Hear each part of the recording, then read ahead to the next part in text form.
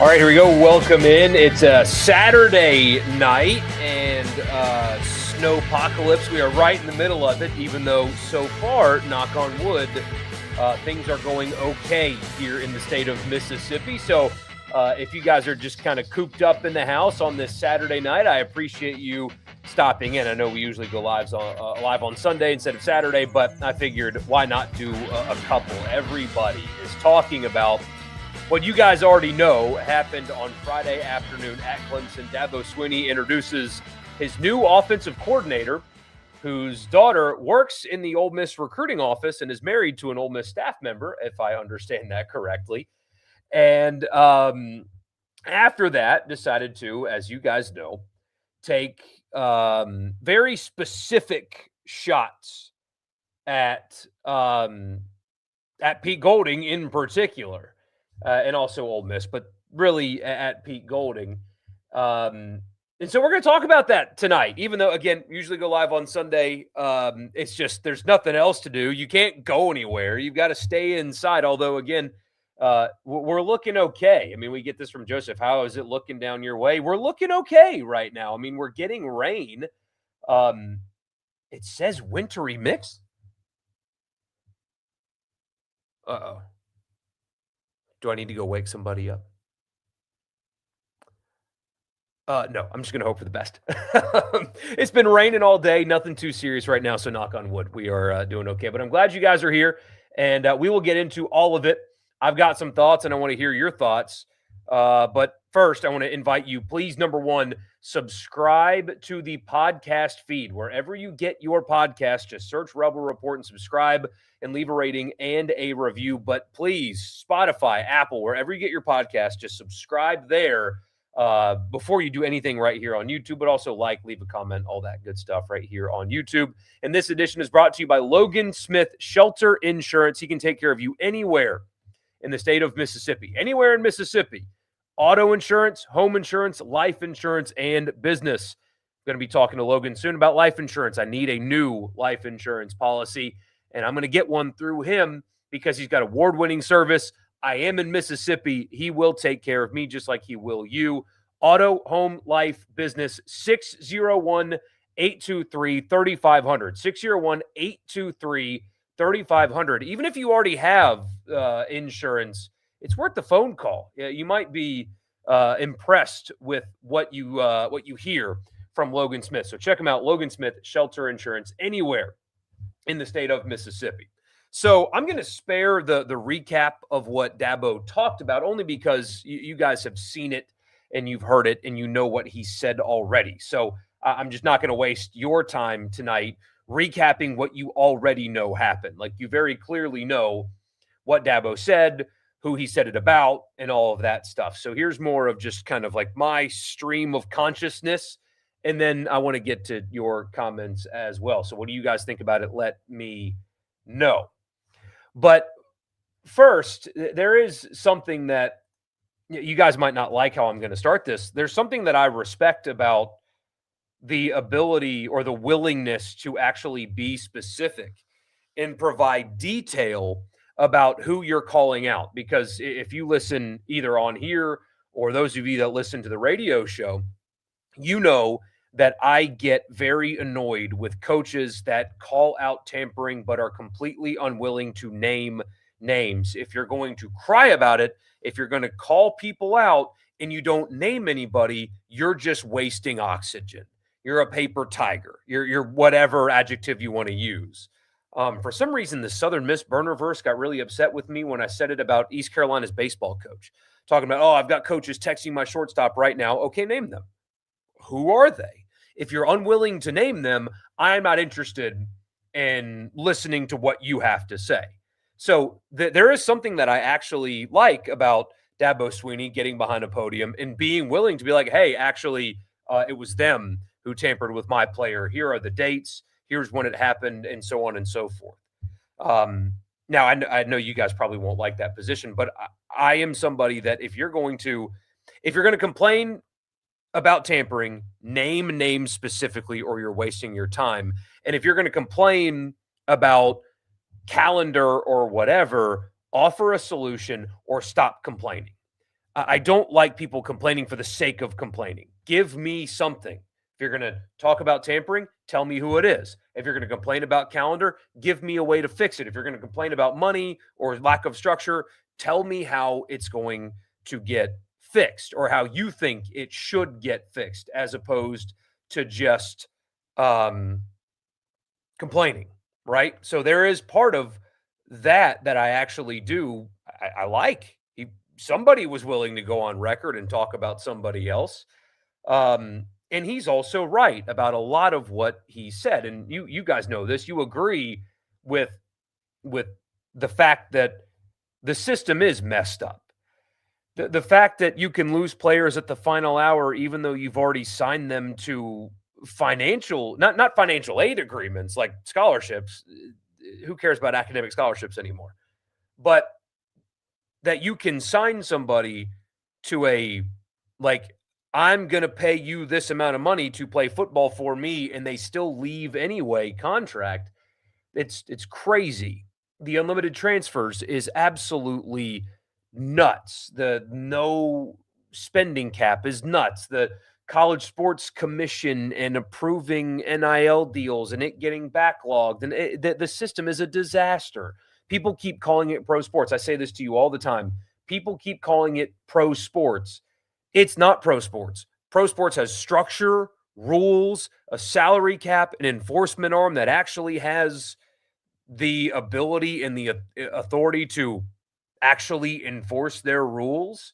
And all of those rules and structure are legally allowed, So this isn't pro sports. It's absolute organized chaos, and calling it organized is a little bit crazy. He even brought up collective bargaining, which I think I may be missing one, but I think that he is the second meaningful, quote unquote, college sports figure to actually bring that up. Tennessee's AD has been a proponent of that for a while. Dabo Swinney brought it up. Good.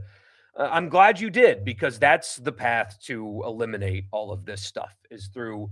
And I'm so sick of hearing it's really complicated to do that. Yeah, I know. Is it more or less complicated than the current system that we have in place? I mean, seriously, what's the other option? Oh, well, it's complicated. Okay. Well, you have lawyers and a lot of them. You have leaders and a lot of them. You've got university presidents and a lot of them. You've got commissioners. Sit down and figure it out.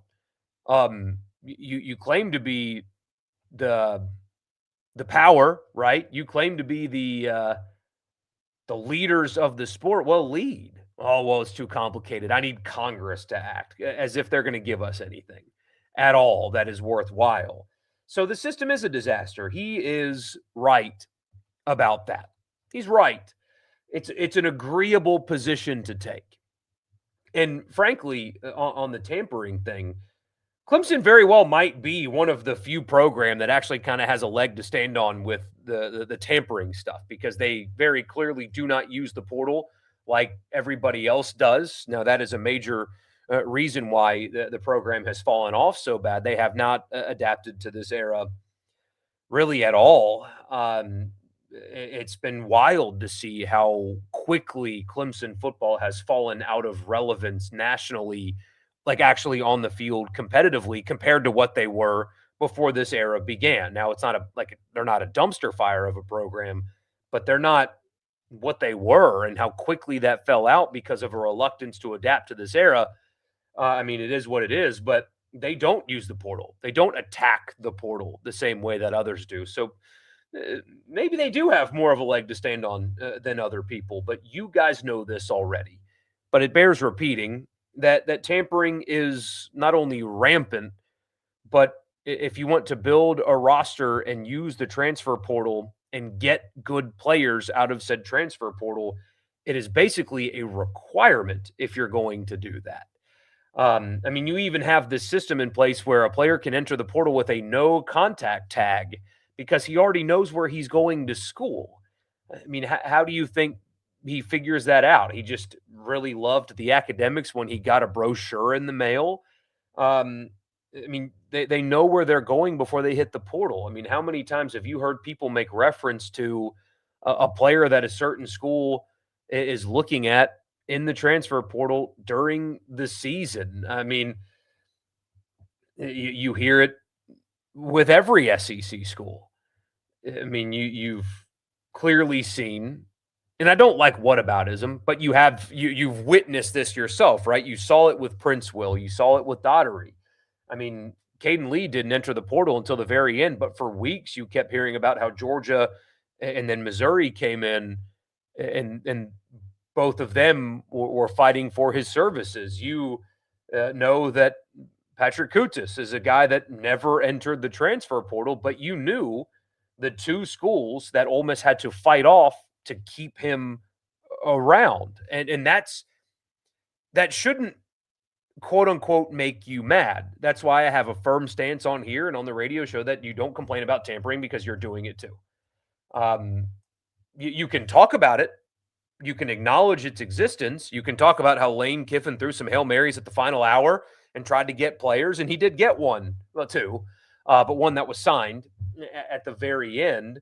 And, he's a chaos agent, and he tried to create chaos. But that was not, obviously, as we know, something that is uncommon or abnormal. Now, it's different because he's their former coach and stuff like that. But that's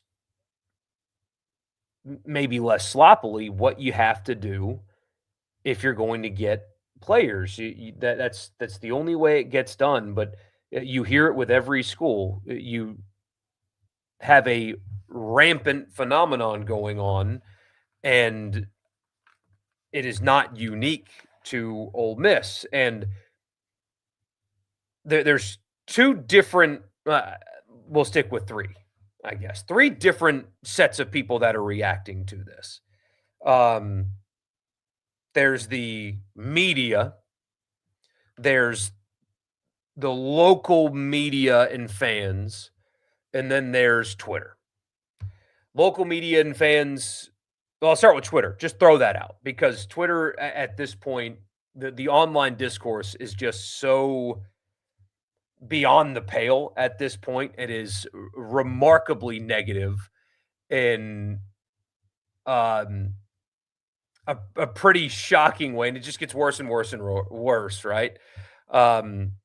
There's accounts that are like dedicated to exclusively just trying to get a rise out of you and to generate engagement so Elon can write them a check at the end of the month. So just throw that out. That's not worth your time. Whatever is happening on Twitter is not worth your time. Local media and then fans. From the Ole Miss side, Ole Miss fans seemingly, by and large, don't really care. It just kind of, they know the game. They watched Kiffin do it. They kind of, like, none of you, because this is an Ole Miss-based podcast, the overwhelming majority of you are Ole Miss fans, don't really care. Did you get the player? Good. What would be the punishments if they even get punished? Not really anything? Okay, doesn't matter. Moving on.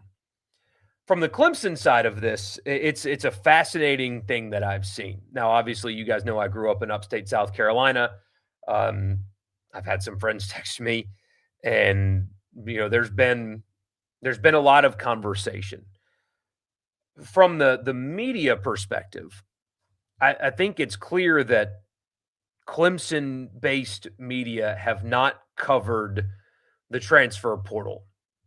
They're flabbergasted that this type of situation exists in college football. I even saw the suggestion that Pete Golding needs to come out and apologize for what he's done. It's that they are so caught up in the doing it, not only the whole doing it the right way thing, but also they just haven't had to cover portal situations in the same way that everybody else does. They haven't seen, like Tyler Barron, what happened with Tyler Barron at the very last minute. They don't really know what went on with Prince Will. They don't follow this kind of thing. They're not familiar with it. So they're shocked that, like, the audacity that this would happen. It's very interesting. It's clearly a group of media people that have not covered this and witnessed it. the same way that most people have. Um, the fan reaction is interesting because if I were a Clemson fan, and this is what I've said to Clemson fans today, it's easy to buy this in the offseason. Remember a couple years ago when Brian Kelly said the whole other schools are just going to buy great players. We're going to build a culture here or whatever. And I said at the time, and man, I don't get a lot right, but I nailed it at the time. Brian Kelly's full of it. This is easy to sell in April. And of course, it was eaten up. Everybody loved it. Oh, man, look at Brian Kelly. He's not going to buy players. He's going to build them the right way because that's what we're going to do at LSU. And then he sucked. That's an easy sell in April. That's an easy sell in the offseason. We do things the right way here and all that stuff is a very easy thing to buy when the games aren't happening. Dabo Swinney cannot lose a game for 8 months. He's got a long time before he'll go to Baton Rouge in a roster that was built through the portal, through a lot of money, which is not insulting, by the way. I don't know why people get insulted by that. Matt Bowers on Twitter said that. He's like, why does that bother people? Yeah, you spent a lot of money on your roster. That's the game. You're playing it. Good. Like, who cares? But when a roster that was built in the modern age beats the absolute hell out of his team, you can't sell we do it the right way thing anymore. Fans they eat this stuff up right now. Oh, they're dirty. We're clean. You're awful. We have integrity. That's great right now because you're not losing football games. Not a single person, not one person that is got their chest puffed and proud about doing things the right way is going to feel like that when LSU beats them to the ground. So it's an easy sell right now. If you want to win in today's college football, you got to play dirty. Should it be that way? No, it shouldn't be that way at all. This system sucks. It sucks for Clemson to sign a player and then he come to your campus and leave a week later or whatever the timeline is. That sucks. Like that should not be the system. But it is. And Clemson's not the first victim of that. They're not going to be the last victim of that either. But if I were a Clemson fan, when I would come down from the height of morality, I would look at my program and think, wait a minute. Instead of doing what it takes to win, my coach is grandstanding behind a podium on a Friday afternoon.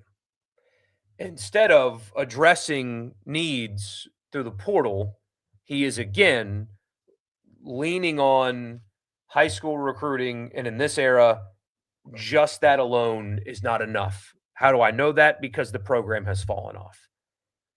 Instead of adapting, my program has been stuck in 2019. And it's not 2019 anymore. And we're not winning games anymore. And instead of fighting fire with fire, my coach is calling the kangaroo court. And that would worry me. But it's the off season, so I don't have losses to worry about. But that would worry me. And whatever. That would bother me. But the national media reaction, so that's the third, right? You have Twitter, whatever, throw it away, doesn't matter. Twitter discourse doesn't matter. The local reaction, almost fans don't really care. It's clear that Clemson is new to this. Just the whole body is new to this. The national media reaction is interesting. Because while this is a unique case, you haven't really had a coach call out a specific program, let alone another coach, and say the things that Dabo said. I mean, that's new. That's very new. That is unprecedented. But some of the reaction nationally is a pretty good indicator of where sports commentary has, or what it has evolved into. Because I saw a lot of pretend shock and hyperbole. I'm kind of a hyperbolic guy myself, but a lot of hyperbole. And even guys like Booger McFarland, a CAA client, LSU grad, go look at what he said about it. All those guys, all the national guys that reacted to that in a way that was pretending like this was new information or unique, or it's unique that Dabo's doing this, but I'm talking about the circumstance that Dabo was calling out. Acting like that is unique is hackery, is what that is, because everybody that talked about that in that way knows really what the deal is. Like, they're aware of how this works, but they pretend not to be aware of how it works, because that reacting to it the way they did generates more engagement. Instead of being real about the current state of it, some people have chosen to pretend like tampering's not rampant, tampering isn't done by coaches, that guys don't go to one school and then leave and go to another, that signing anything is actually binding in any way. Again, this isn't even the first time this has happened. You listening to this and watching this know the Tyler Barron story. It's not the first time that this has happened. It happened to you, so you've witnessed it. This isn't new. And the people that cover the sport know that it's not new. They're very well aware of how this actually works. They praise the pickup of a player that entered the portal after having to be convinced to go into the portal about being a great pickup. They will spend the offseason talking about Missouri's new quarterback who entered the portal with a non-contact tag, and they know how that goes down, but they don't care. Or they pretend like they're not aware of how it goes, because when you have a day like yesterday, as the season's winding down, you can't generate off of it if you were more nuanced about it, or if you were more honest about it. So it's like a stream of consciousness there. So what's next? Investigation? Apparently, the NCAA is claiming that they're going to look into it. I have seen a lot of people say that they had messages or they had a paper trail. That's not what he said. Now, maybe they do have it, but that's not what Dabo said. He said that they were offered a paper trail if they gave the player more money, and they chose not to. I think the exact phrase was, all you have to do is get his phone or get the phone, and that's where the proof is. Well, the NCAA can't get the phone. They're legally not allowed to. So if that's all they got, then an investigation probably goes nowhere. But even if it does go somewhere, the punishment for tampering is apparently not particularly heavy. And if they do try to take this somewhere, then fingers are going to just start getting pointed all over the place. And, Dabo mentioned that he wants to get the ACC commissioner involved in this. And, I'm not quite sure what that commissioner can do, considering who's going to be playing quarterback for Miami this year and what conference he came from.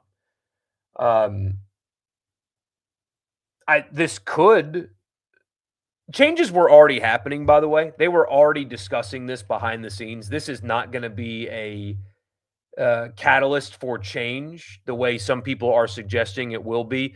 They were already talking about this at the conference level and behind the scenes. This isn't new. There's been long conversations about tampering and the lack of enforcement and stuff like that. So this isn't going to do anything new. They've already been working on this. But the NCAA really is powerless in its enforcement of this. Lawsuits would come up, all that stuff. It'd be a mess. So where this has to come is from the conference level. I think maybe something can happen there. whether it come from conference rules or interconference transfers or something like that. That's where this would have to come from, I think, is from the conferences. I do think it's in the commissioners, all of them, best interest to come together and try to come to like a blanket agreement or something like that. But again, they have not expressed the ability to do that. They can't even get to a playoff format and agree to that correctly. So there's no leadership because there's no power to be given to the people that hold leadership positions to make blanket, real, enforceable, tangible, enforceable changes to the sport that it so desperately needs. But let's pretend for a second like they try to take this to like make this a legal issue. I'm not a lawyer, but I do talk to some sometimes. If they tried to make this a legal issue, you've got a player that they insist on treating like a regular student, because that's the thing here. He's a regular student. That's what the player is. That's what they insist he is. He's a regular student. He's not an employee. He did not have an employee-employer contract with Clemson. He is free to go to whatever school he wants to go to as a regular student because he's not an employee. If you try to restrict his movement or stop his ability from playing by doing something that he is legally allowed to do, the rules get challenged in court. And when that kind of rule, that kind of restriction gets challenged in court, they generally lose. It's not really a defensible position. How can you legally restrict the movement of a non-employee? That's why we've gotten unlimited transfers in the first place. That's how we've gotten to this point. That's how we've gotten to the money component of this. That's how we've gotten here, is you insist on them being regular students. And so as a result, even if this goes somewhere and becomes a thing, the punishment's not particularly severe, at least on paper, unless there's some kind of what does the NCAA call it? Anyway, if there's something to heighten it, which again, there's no, at least according to their own words, there's no paper trail. They know that this happened, but they can't prove it because just go get his phone and you've got everything. Well, that's not how it works. But if something like this were to actually materialize into something real, that there's a great chance that a great lawyer would make sure that it doesn't go anywhere anyway. It's a mess. That's why I talk about collective bargaining so much. That's why, because you can't restrict, generally speaking. It's a general statement. I know it's a little bit more complex, but you can't arbitrarily restrict people that you don't have an agreement with, where both sides equally set the terms of said agreement, generally speaking. And so that's why we're in the situation to begin with. It sucks that this is where college football is. It really does. But it's also something that I wouldn't be surprised if it just kind of goes away. That he kind of yelled into the void, and that's all he did. So we shall see. We'll get to your comments after I tell you the podcast is brought to you in part by Priority One Bank. They make you their priority every single day. They have a great online banking platform. They have 16 locations here in Mississippi, so there's likely to be one in your backyard to make it their priority with local loan servicing and decision-making as well. You don't need to hop on Zoom or talk to somebody out of state. It's somebody that you will build a relationship with, because that's what they do at Priority One Bank. Bank with me at Priority One Bank. Also, Advantage Business Systems, absms.com for all of your office technology needs. Let's see. Have to realize that they are the hunted now. They're the ones with the target on. Yeah. Well, I mean, look, this is a unique circumstance, though. I mean, I truly, like I said before, Clemson is one of the few programs that doesn't attack the portal. in the same way that basically everybody else does. So this is different. I mean, I am a cynic by nature. I mean, I knowing what I know about what recruiting was before NIL, all those 5-stars didn't just show up from different states, by the way, didn't just show up to Clemson because they love Howard's Rock and Lake Hartwell. You know, that I'm skeptical, but I know how the game was played back then too. But this is one of the few guys that doesn't attack the portal. So this is a little bit different, but it doesn't make tampering any less rampant than it is. You do have to be smart about that. That was going to turn every college football program into the Spider-Man meme with his complaining about tampering. Everyone does it. He's just too soft to deal with it. What's up, Hey Dad? Good to see you, man. That's my guy, Hey Dad. He can't get enough of me, or he's probably angry that I popped up on his feed one way or the other. I know you're streaming, but what's your buyout to stop? You couldn't afford me. Man. You guys getting snow? I'll look. I'll look. I'll tell you right now. Let me tell you.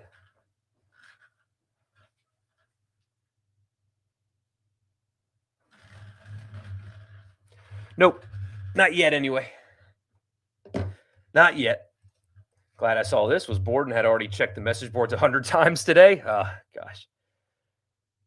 Bottom line is Dabo had to lose the goody two-shoes bit and be a big boy and start playing like – or Dabo has to lose the goody two-shoes bit and be a big boy and start playing like everybody else, or he'll go down with the ship. I mean, those are his – what Dabo needs to happen is he needs very significant sweeping changes to happen immediately.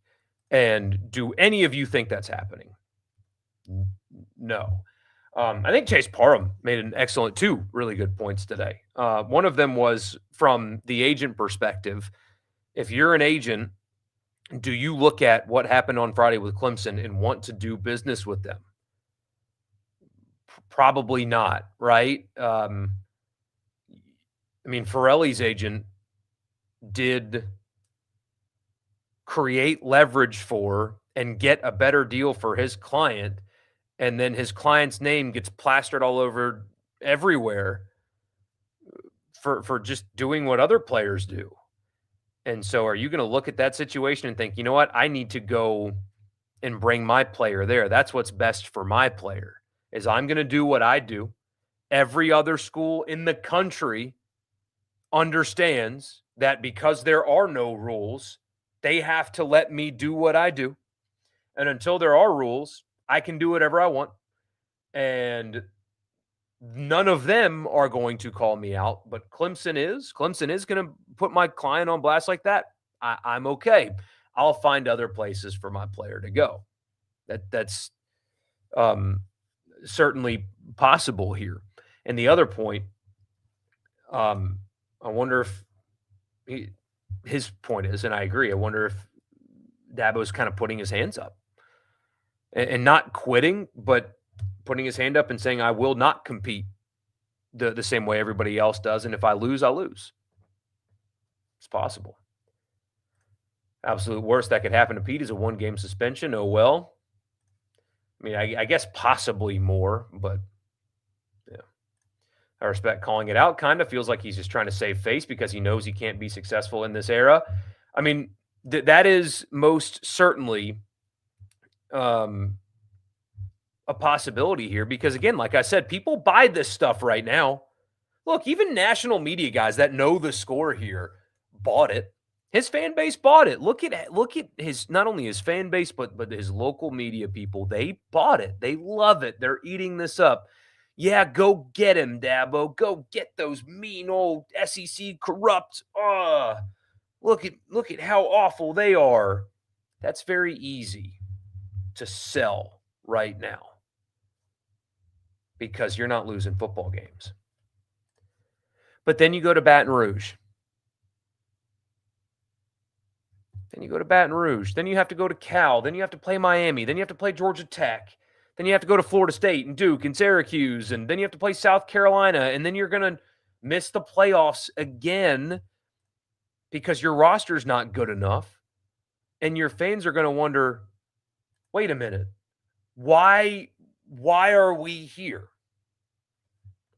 It's an easy sell right now. I mean, God, man, their schedule for an ACC schedule, and by the way, they're not taking advantage of the time where the league is down. They're at LSU, at Cal, at Duke, at Florida State, at Syracuse. They host South Carolina, Miami, Virginia Tech, and North Carolina. I mean, you tell me that team and that roster is going to make the playoff. Also wasn't a fan of him taking a jab at Pete when he said, quote, "This guy's only been a coach for 4 weeks," acting like he didn't know who Pete was. Yeah, there was a lot of those little things in there, for sure. On the other hand, he exposed conversations with an agent who leveraged it for more money. Clemson may have shot themselves in the foot with that. If Dabo wins the case, what does that mean for the rest of college football programs? They all go down for the same thing. Just everybody's just going to put everything on blast across the country. Not for 1 second do I believe Pete has his visits, quote, unorganized and all over the place.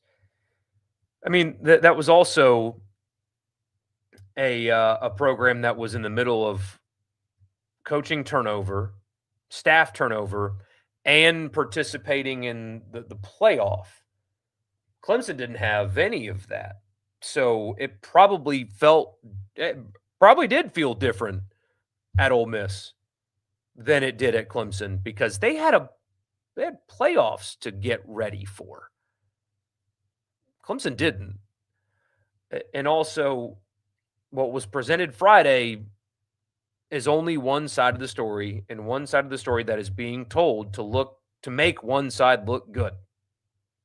And look, maybe that was the 100% truth without spin at all. Maybe it was, but that was only one side of the story, and one side, as always, in life and in everything, both in our private lives, I'm guilty of it, in our public lives, the side of the story we tell is our side of the story, what we feel. And what we feel isn't always the truth. I'm just wondering if there were a lot of people that just bought that 100%, and I don't know if they should. What is going on with Prince? Well, nothing. He went to LSU. Ole Miss is going to get a buyout for him. He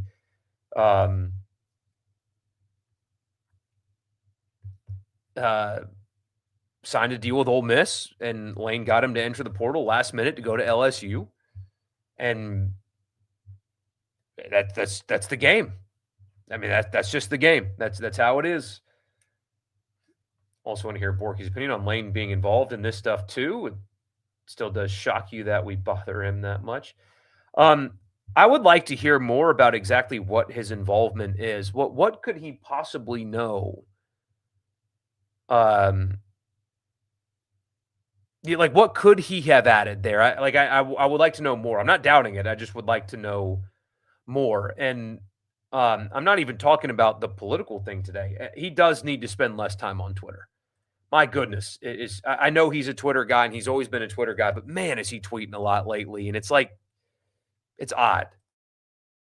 The calling for peace between fans, man, you're a villain, and that's okay. Your program is villainous, and they thrive in that. That's what they want you to be. It's what LSU wants. They don't want you to hold hands and skip through a prairie with Ole Miss. They want you to hate Ole Miss. It is a rivalry that is steeped in tradition. I don't know why he's still trying to convince people that he's this Zen, merciful, peaceful, reformed person. No, man, you're a villain. And you don't have to bite the heads off of bats like Ozzy Osbourne, but stop trying to convince people that you're something that you're not. You're a mercenary football coach. That is what you are. And that's okay. That's okay. That it doesn't matter. It's an ugly game anyway. and you play it as good as anybody. So just lean into that. That's what your people want. That's what your institution is. LSU's a villain, and they like that. They thrive in that. They're okay with it. This, oh, let's hold hands and be peaceful, and it's very, it's odd. You did a villainous thing, man. Everybody was reminded of why you have the reputation that you have, and that it's okay. But just stop pretending now. He looked like a crybaby, blaming Ole Miss for his own lazy failures. Pete didn't run to a mic every time Ole Miss was tampered with. He went to work. If I was Ole Miss, I would tell the NCAA to pound sand. How does a buyout work with LSU for Princewill and Harper? Do they have to pay by a certain date or what? Yes, I believe it's this summer. They have to pay this summer in full. In full. Honestly, think nothing is going to happen. Too many consequences for high-profile programs. From a punishment perspective, you mean? Yeah, I mean, I'll believe it when I see it. I mean, I'll believe it when I see it. I just don't believe that they have the ability to enforce these things. The second you get lawyers involved, I mean, you do hope Clemson wins their first game of the season this year. I want Lane to go down in his first game. Unfortunately, the roster difference between those two teams is pretty stark.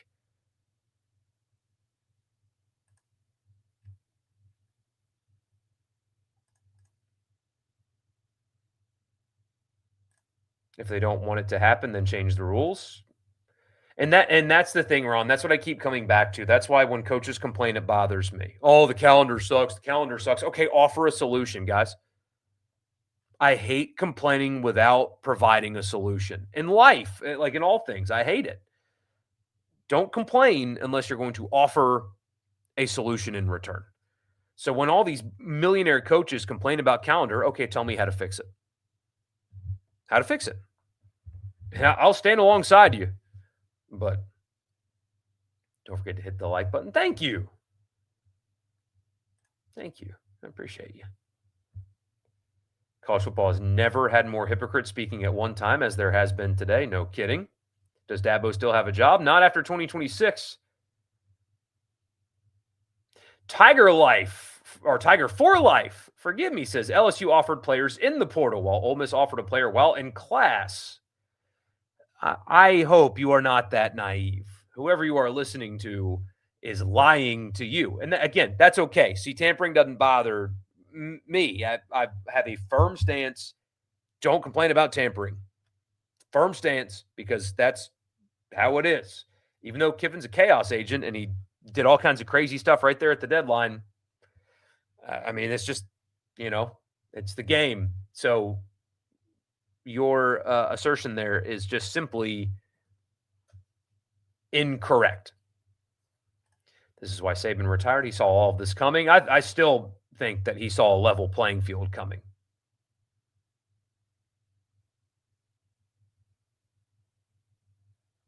People blasting Ole Miss today are the very same people who are telling Ole Miss fans to stop complaining because everyone does it just a week ago. No kidding. Was it Brian Kelly that sucked to the players? Yeah, a little bit of both, probably. I was never bought in on Brian Kelly, though. I mean, from day one, I called him the most overrated coach in the country. I never thought it was going to work there. Again, I get more wrong than I get right, but I got that one right. Think you can't do anything without Congress? Top players have no incentive to collectively bargain, and even if they did, antitrust would destroy it in court. Why would antitrust destroy a collective bargaining agreement? Why would they? And you say top players have no incentive. Top NFL players do it. And I know that's been established over decades, but here's what the schools are. You provide the platform and the money and the facilities and everything. You are the provider. Without you, the players have nothing. The NFL is not going to start taking 18-year-olds. So without you, they have nothing. Okay, if you don't want to play, you don't have to play. If you don't want to come to the table with us, go play JUCO and see how that goes for you. Yeah, see how that goes for you. Go to Blinn, Texas or whatever, or Independence College. Go play there, Mr. 5-star. If you don't want to sit at the table with us, go ahead. There is incentive because without the colleges, what do they have? Nothing.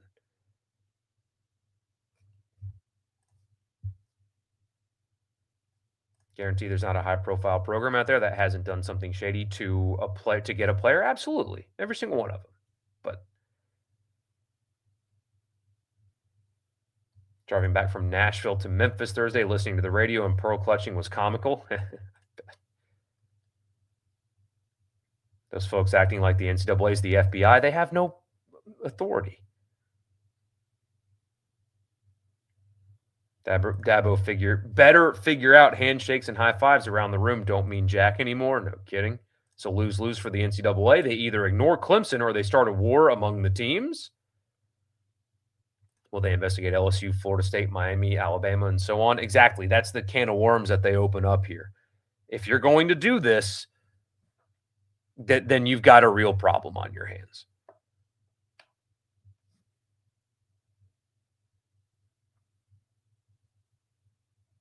Don't think Keith Carter and Pete will be fully transparent like Ross was. No, I mean, this will go totally differently. Everyone's operating from the position that Ole Miss initiated this. Suppose the kid was at Clemson for a week, decided he wasn't happy, and he reached out to Ole Miss to see if he could come there. I mean, who knows exactly how that went down or how that happened. I mean, Ole Miss was in on him before he went to Clemson. I don't know. I mean, I have no idea, and I don't think we'll ever know how that began. What if his agent was running all the communication for him initially? I don't know. I simply don't know. But if you're just going off of the word without documentation of one side and just blindly believing that, that's probably a mistake. But I don't know.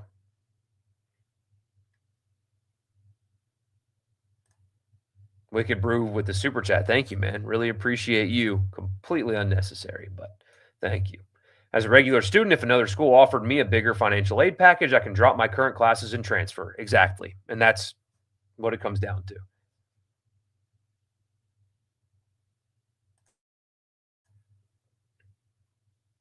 I appreciate you. Is that Julian H? Appreciate you. Thank you. Do you think this would affect Trinidad's appeal? It sure shouldn't. And they've got the legal side in their back pocket as well. So the NCAA needs a new commissioner. My vote is for Nick Saban. He would get all the stuff straightened out. See, I actually, after his comments on College Game Day and stuff like that, I wouldn't want Nick Saban as commissioner either. I don't think it should be a former coach. I think it needs to be a business person. Everybody hates Roger Goodell, but look at what the NFL has become under Roger Goodell. And it's just become a monster that is still growing. And I don't know how much more room there is for the league to grow, but no, I think you need, I don't think you need a former coach. I think you need a business person to get that figured out. I mean, Roger Goodell's background. Let's see. He's only 5'11". Wow, that surprises me.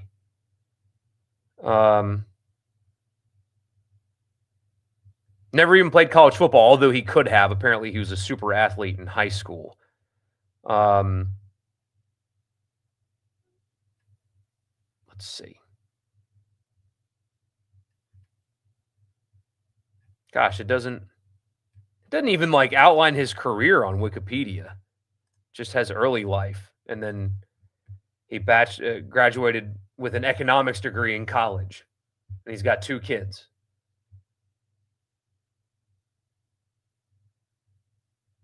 But anyway, point being, I don't want a former coach, especially one that benefited from the old ways in ways that not enough people talk about. Golding and Carter should go to the players and have any who were contacted by coaches of other programs come forward with their receipts.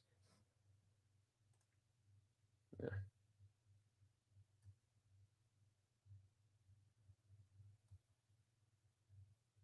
Let's see.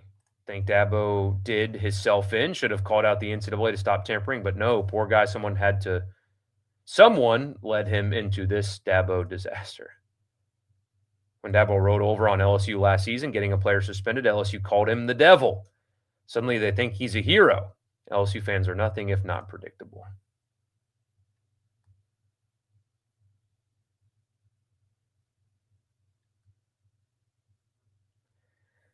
And the burners are here. Of course, every agent's going to check other schools for more money. Their client It happens everywhere. Yes.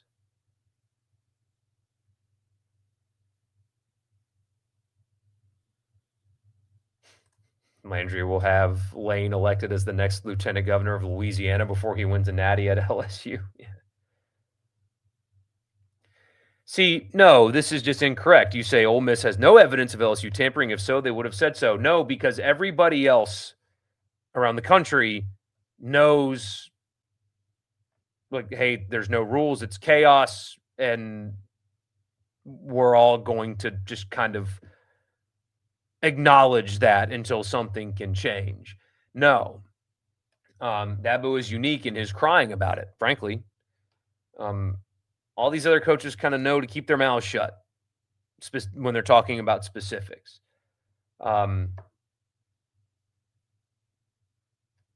yeah, you're just incorrect there. Sorry. When Kelly did that Southern accent, oh man, that was it. Yeah, I mean, it was horrible. It's also hard not to get excited about Pete after seeing this. Dude is relentless. That's been the reaction I've seen from basically all of you guys. Just not a single one of you care.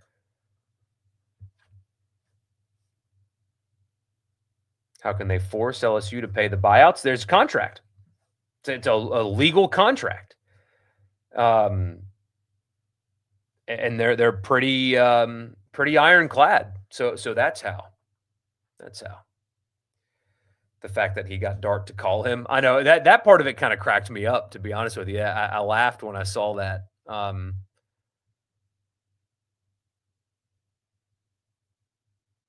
The odd thing was that part, like the people getting upset about that part. It's like, and I said this on Twitter, and I guess some people, mostly Clemson fans, I guess, got all in their feelings about when I said when Robert Kimdichie was on a recruiting visit to LSU, he, quote, bumped into Shaq at dinner. Yeah, that's called recruiting. That was against the rules at the time, by the way. So it wasn't tampering, but it was still breaking NCAA rules.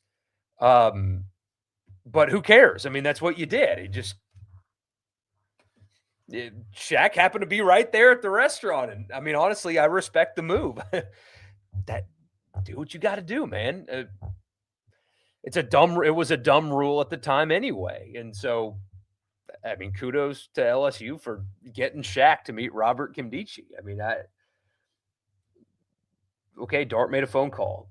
Boo-hoo. Of all the things to be upset with about this, Jackson Dart in his goofy outfits making a phone call is at the bottom of that list.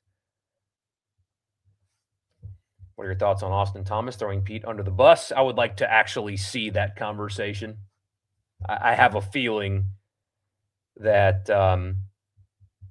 that wasn't exactly portrayed exactly correct.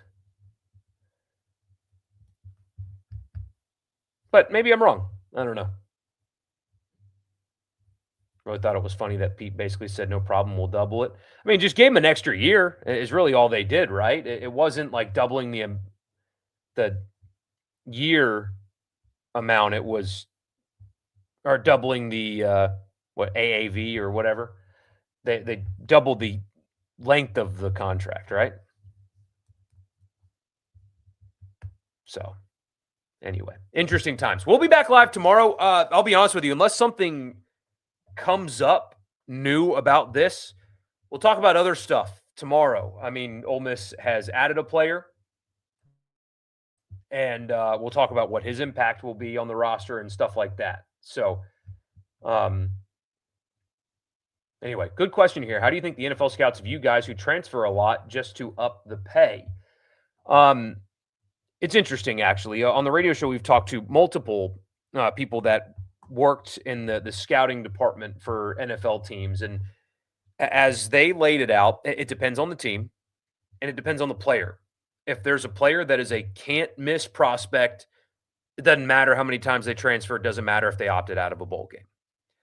But if they have two players that they have graded out the same position, same grade, they think the players are basically the same, and one transferred 3 times and opted out of a bowl game, and one stayed at the same place the whole time and didn't, they would favor that player more than the other one. It's very anecdotal, but that's said generally, it depends team to team, stuff like that. But generally speaking, that's kind of how they felt about it.